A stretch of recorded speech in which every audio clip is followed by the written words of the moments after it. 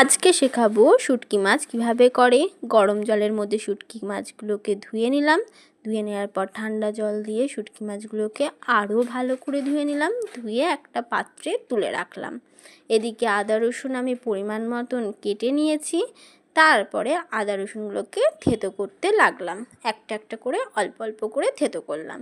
এদিকে শুটকি মাছের নুন হলুদ মাখিয়ে নিলাম। পেঁয়াজ কাটা হচ্ছে। পেঁয়াজের খোসাগুলোকে ছাড়িয়ে নিতে হবে। ছাড়িয়ে নেওয়ার পরে পেঁয়াজগুলোকে কাটতে হবে একদম ছোট্ট ছোট্ট করে আর অল্প অল্প করে। চেষ্টা করবে যাতে একদম ছোট করে কাটা যায়। তারপরে ওদিকে মশলা রেডি হবে। তো আদা রসুন আর শুকনো লঙ্কা নিয়ে নিলাম।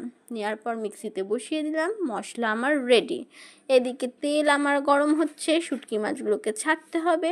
এর জন্য তেল গরম হয়ে যাওয়ার পর শুটকি মাছগুলোকে তেলের মধ্যে ছেড়ে দিলাম। ছেড়ে দেওয়ার পর সুন্দর করে খুন্তি দিয়ে এদিক ওদিক করে নাড়িয়ে নিলাম। তারপর ভাজা হয়ে যাওয়ার পরে তুলে রেখে দিলাম একটা পাত্রের মধ্যে। এদিকে আবার তেল গরম করতে দিয়ে ওতে কালো জিরে, শুকনো লঙ্কা আর পেঁয়াজ তুলে দিলাম। পেঁয়াজগুলো ভাজতে হবে সুন্দর করে। যেই ভাজা হয়ে গেল এর মধ্যে আমি কিছু সবজি দিয়েছি। সেটা হলো পটল, আলু, শিম, বেগুন, মূলো। আমার এই সবজিগুলো খুব প্রিয়, তো আমি শুটকি মাছের মধ্যে এই সবজিগুলোকে দিয়ে দিলাম। সবজিগুলোও খাওয়া হবে, মাছটাও খাওয়া হবে, সবই হবে। এইগুলো যখন ভাজা হয়ে এসছে দেখে আমি তুলে দিলাম মশলাটা, যেটা আমার বাটা ছিল। একটুখানি জল দিলাম তার মধ্যে। জল দেওয়ার পরে এইটাকে আবার আমি এদিক ওদিক করে একটু নাড়িয়ে চাড়িয়ে নিলাম, কেননা এটাকে তো আবার কষতে হবে, তো কষতে বসাতে হবে। তার জন্য আমি ভালো করে নাড়িয়ে চাড়িয়ে কষতে বসিয়ে দেব মশলাটাকে। আর তার সাথে সবজিগুলো আরও ভালো করে ভাজা হয়ে যাবে, আরও নরম হবে। এরপর পরিমাণ মতন হলুদ দিলাম আর একদম 2-4 দানা দিলাম চিনি। বেশি দিও না কিন্তু, স্বাদ মতো অল্প দিও। আর নুনও দিয়ে দিলাম।